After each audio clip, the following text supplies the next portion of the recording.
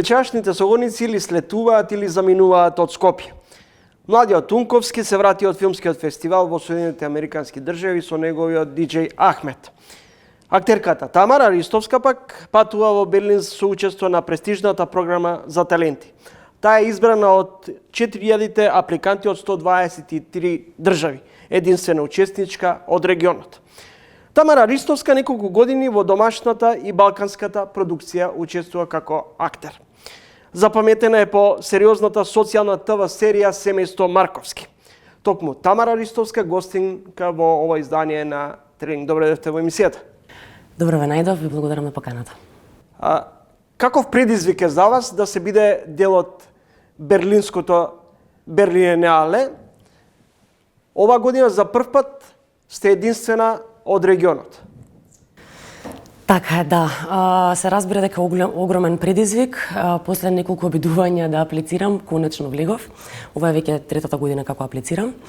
Оно што е важно е дека Берлинале Талент е всушност платформа за филмски таленти, како актери, режисери, продуценти, директори на фотографија и останати креативни сектори кои што ја истражуваат уметноста и процесот на создавање на филмови.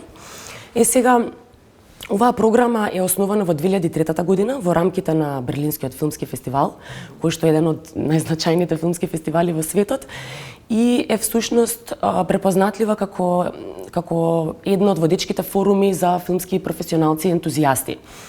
Секоја година оваа програма има засебна тема. Овогодинешната тема е Слушај храбро. Тоа значи дека ќе ја на некој начин истражуваме значајноста и важноста на слушањето во уметноста. И тоа, оно што е возбудливо, дека ќе имаме разноразни работилници, мастер-класови, дискусии, каде што јас ќе имам можност да научам нови техники и пристапи кои што апсолутно дека ќе помогнат на мојот професионален развој. Ги оставивте Мими, Проблемот со Тина, Обичната Ели, во неколку српски серии партиципиравте, сега следуваат уште неколку филмски улоги во првенецот на Сара Климовска Нова енергија. Колку овие улоги ваши, кои пред се имаат социјална димензија, се предизвик? Така, апсолутно дека се предизвик со тоа што морам да признам дека во мојата актерска кариера до сега не сум имала проект кој што не ми бил предизвик, без разлика за каков жанр станува збор. Сега ќе искористам приликата малку да позборувам за Нова енергија, кој што е еден сон мој и на Сара Климовска. Тоа е всушност независен проект кој што е направен со многу љубов. Ни помогне една прекрасна филмска екипа која што несебично не поддржа да го створиме тој наш сон и таа приказна инспирирана од наши лични приказни. Се разбира ставени во рамките на филмскиот јазик. Зборува за две најдобри другарки кои што низ една взаемна поддршка и солидарност градат еден нов живот бегајќи од токсичноста на нивните партнери. Пред 2 години имавте одлични реакции за филмот на Пејовски, Мими. Филм каде се обликува површноста, лажните фасади, но и социјалната декаденција. Дали има една нова жабокречина во која подземјето или башибозлукот доминираат?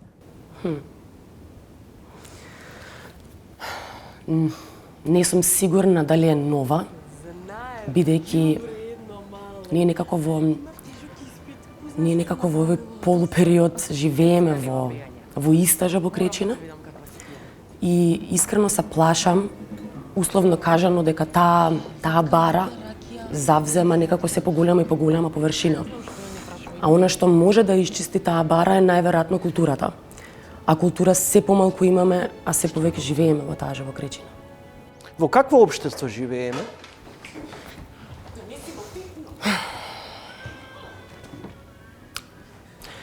Морам да признам дека овие денови, кога ги следиме тие протести во Србија, токму тоа е причината која што некако гледаме дека надежта постои, дека постои таа човечност, дека постои таа солидарност, дека тие вредности на вистина може да дојдат до израз се плашам дека кај нас тие вистински вредности се некако изгубени. А дека културата е таа која што може да ни помогне да ги вратиме. Колку кај нас солидарноста доминира или пак омразата, апатијата, себичноста, нетолерантноста? Така е. Затоа ги споменав тие студенти кои што мене некако ми ја враќаа таа надеж за солидарност и дека просто можеме да се сакаме самите себе, можеме да бидеме солидарни, можеме да се бориме за тие вистински вредности. Како што го споменав, филмот "Сам мој" на Сара Климовска, кој што е независен проект, и таму збориме за една солидарност. Мислам дека од позиција на актерка, она што може да ги промени тие вредности е најверојатно културата.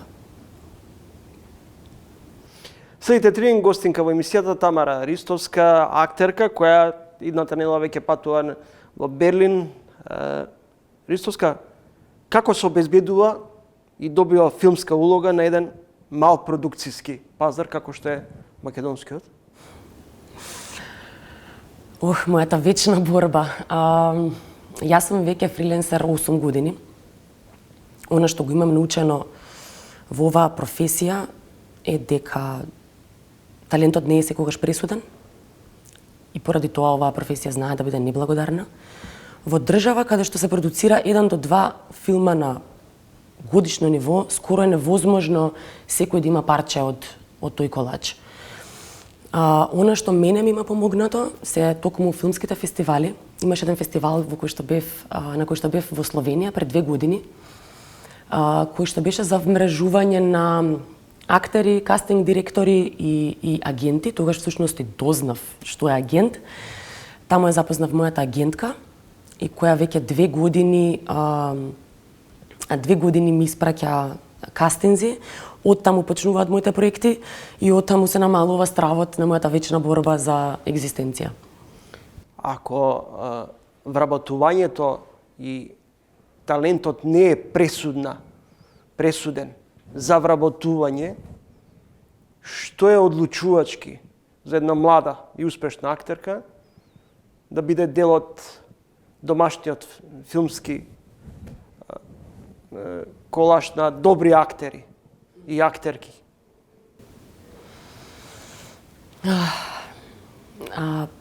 Најверојатно, мислам, ова е многу едноставно, но просто е љубовта кон таа професија. Бидејќи имам премногу вложено во оваа професија, имам премногу ризици превземено, имам премногу компромиси направено, за да сега, после толку долго време, се откажам. И сега има некако фатено инат дека ова е тоа што го сакам и дека мислам дека на крајот на денот можам да успеам малци надвор од границите на оваа држава. Која што мене, извинете, разочарувачки е колку не работела за мене. Пред 8 години се снимаше серијата Семејството Марковски. Од каде е инспирација за вашиот лик Јана? Секогаш ми е прекрасно кога зборувам за Марковски. Да, тоа беше година, 2017 година беше година на домашни телевизиски производи. Покрај фамилијата Марковски излегува Инсайдер на терапија и нова сезона на Преспав. Кај македонската публика се почувствува таа глад за домашно производство. Марковски навистина постигна голема гледаност и отвори многу прашања.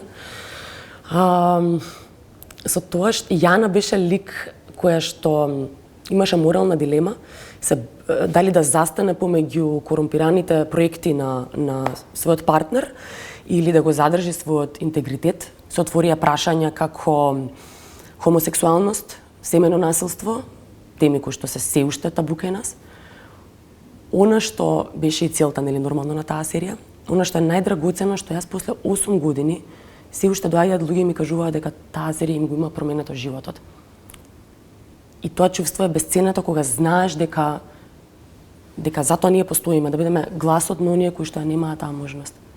Ристовска, како го објаснувате фактот што во Македонија има малку домашни продукции, а доминираат најчесто српски или хрватски серии?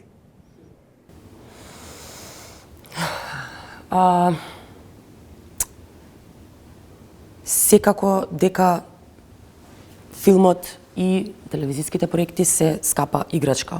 Културата е скапа. Понекогаш и луѓето доживуваат како забава, но мислам дека може да биде и општествен коректор, општествено да влијае, како што ја споменав сега и фамилија Марковски. И да, финансиите се секогаш проблем. Али имаше еден надпис на МКЦ кој што велеше културата е скапа, но не културата уште поскапа. Со колегата Владимир Петрович бевте видени во улога на модели, манекенството како предизвик или како хоби? Или во најмала рака дополнителен финансиски? Така, разбирам. Тоа беше некако секогаш се велам дека тоа беше во мојот претходен живот. Уште од рана возраст некако бев принудена да заработувам и тие години беа години кога се пронаоѓав сама себе. И точно така манекенството беше дел од тие години.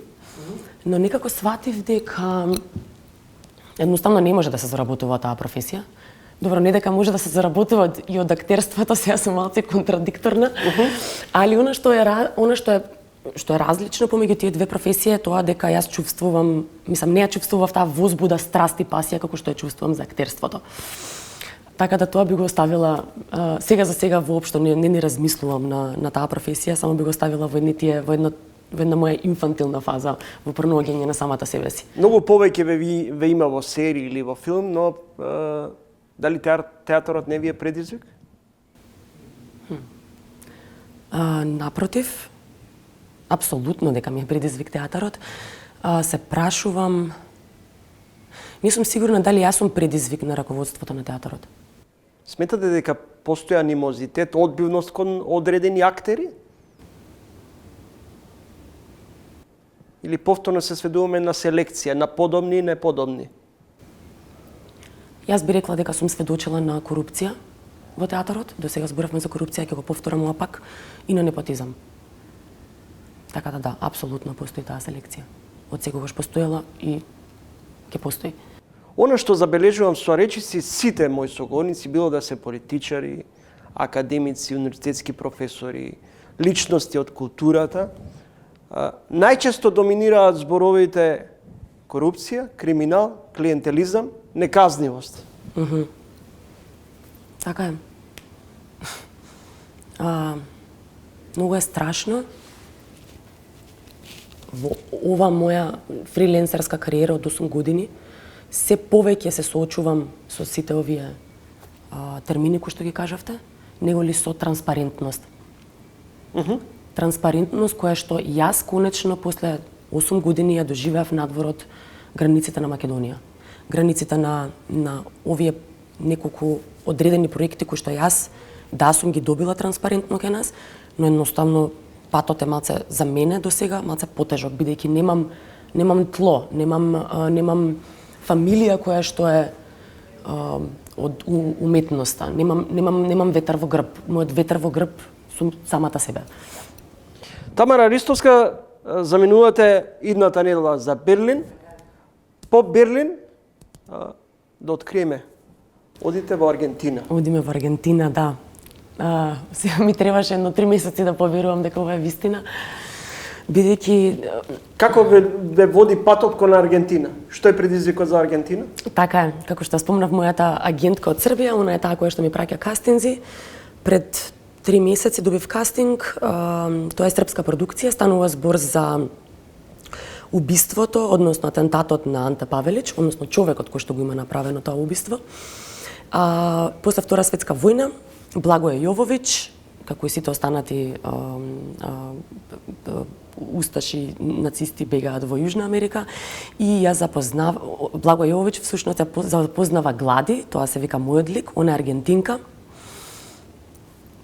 Толку едноставно немав никаков притисок дека ќе го добијам, што знаев дека нема да добијам таа улога, затоа што просто е на шпански.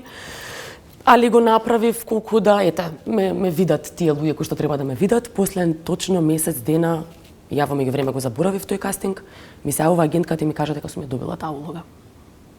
Ја се сеќавам дека светот застана за 5 минути во мојот живот. Ми требаше едно време да сватам дека јас тој кастинг сум го добила затоа што некој во мене го видел талентот. Некој го видел тоа што му треба и тоа што го бара. И затоа сега кажувам дека ме фаќа инеат, затоа што конечно почнувам да верувам во оваа макотрпна борба и оваа макотрпно патешествие кое што го одам веќе 8 години. Најпрво на крајот, среќен пат за Берлин и на Берлинале и успех во снимањето на новиот филм во Аргентина. Благодарам.